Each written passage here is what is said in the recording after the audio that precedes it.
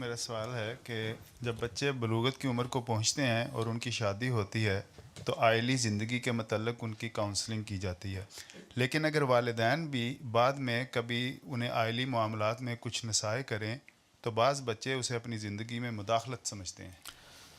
نہ کیا کریں مداخلت، کس نے کیا کریں؟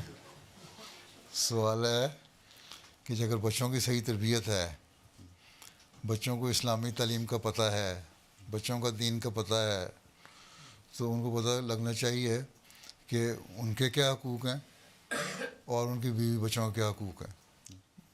میں کئی دفعہ بیان کر چکا ہوں مختلف خطبوں میں، تقریروں میں، بلکہ جلسے کے دنوں میں نے مختلف حقوق پچھلے 2 سال سے 3 سال سے بیان کیے ہیں۔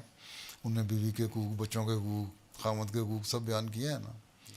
ان سے کہو کہ پہلی بات تو یہ ہے کہ تم ایک احمدی مسلمان ہو تو تمہیں کونسلنگ تو ہوگی اچھے تعلق رکھنے کے لیے، اس پہ تم عمل کرو، لیکن اس کے بعد اگر وہ دین پہ چل رہے ہیں اور ماں باپ کہتے ہیں نہیں ہمارے مطابق تم چلو، جو ہم کہتے ہیں وہ کرو، بیوی کو تم کہو کہ تم روز اٹھ کے اپنی ساس کو سلام کیا کرے یا ساس کے گھر میں آ کے رہے، اپنے گھر میں نہیں رہنا، تو یہ غلط چیزیں ہیں۔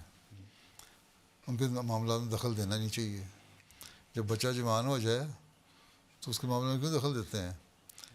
آپ جو خود تھے تو آپ کو بھی پسند نہیں تھا کہ ماں باپ آپ کے معاملے میں دخل دیں، ٹھیک ہے؟ بلکہ شادی نہ بھی ہو، ویسے ہی جوانی میں قدم رکھتا ہے کہ انسان، اور اس معاشرے میں جو کھلا معاشرہ ہے یورپ کا یا مغرب کا یا ترقی ہے سو کال ترقی یافتہ لوگوں کا، اس میں تو وہ کہتے ہیں کہ ہم اب جوان ہو گئے، 18 سال ہماری عمر ہوگی، ہمارے معاملے میں دخل نہ دو، ہم آزاد ہیں جو مرضی کریں۔ تو بچپن کی تربیت اگر ایسی ہے کہ وہ دین کی باتیں سنیں تو کونسلنگ کا بھی فائدہ ان کو ہوتا ہے۔ ہاں ورنہ ایک کونسلنگ ایک ہوتی ہے، اچھا یہ تمہارے حقوق ہیں اسلام نے رکھے، یہ تمہاری بیوی کے حقوق ہیں اسلام نے رکھے، ان پہ تم عمل کرنے کی کوشش کرو۔ اور اس کے علاوہ بہت سارے ایسے ہیں جو ان حقوق سے بڑھ کر حقوق ادا کرنے والے ہیں۔ یہ تو نہیں ہے کہ سارا ہمارا پورا ماحول ہی بگڑا ہوا ہے، چند ایک ہوتے ہیں بگڑے ہوئے، تو ان کو تربیت بچپن سے ہو گئی ہے صحیح تو وہ نہیں بگڑیں گے، اور اگر بچپن سے نہیں ہوئی تو پھر آپ کے جوانی میں جا کے ان کے معاملے میں دخل اندازی کرنے کا مطلب یہ ہے کہ ان کو آپ مزید خراب کر رہے ہیں، اپنے سے دور لے کے جا رہے ہیں، وہ آپ سے بھی دور جائیں گے، دین سے بھی دور جائیں گے۔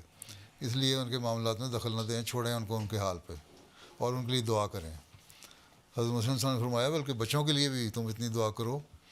سب سے پہلی بات یہ ہے کہ بچوں کے لیے دعا کرو، اور سب سے بڑا ہتھیار یہی ہے کہ اللہ تعالیٰ ان کی نیک تربیت کرے اور اپنا نمونہ دکھاؤ۔ اگر آپ کا میاں بیوی کا نمونہ نیک قائم ہوگا بچوں کے سامنے تو بچوں کو ایک مثال سامنے ہوگی۔ اگر نہیں ہوگا تو کہیں گے اپنے آپ کو سنبھالیں، ہم ہی کیا نصیحت کرتے ہیں، ٹھیک ہے؟ اس لیے ان کی تربیت کے بجائے نا جوان ہو گئے ان کو چھوڑیں ان کے حال پہ، کونسلنگ ہو گئی، اب میاں بیوی کو اپنی زندگی گزارنے دیں، آپ اپنے زندگی گزاریں اور اپنے نمونے قائم کریں۔ بڑے ہو کے بھی اب جب اپنی مثال قائم کریں گے ان کے سامنے تو وہ خود دیکھ لیں گے کہ یہ مثال ہمارے سامنے ہمارے ماں باپ کی ہے تو ہم نے اس طرح زندگی گزارنی ہے۔